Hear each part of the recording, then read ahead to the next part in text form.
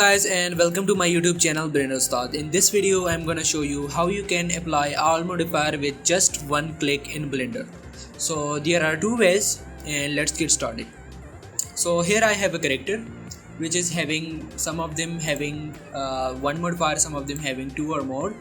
So the first method is an add-on. So click on edit, go to preference and search for an add-on called modifier tool.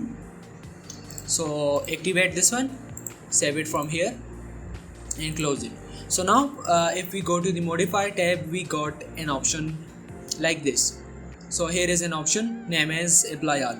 So if we select any of our object and then click on apply all, it will apply all the modifier. But there is one problem that we can't do it with all object at once. So we have to do it like manually one by one. So we don't want it.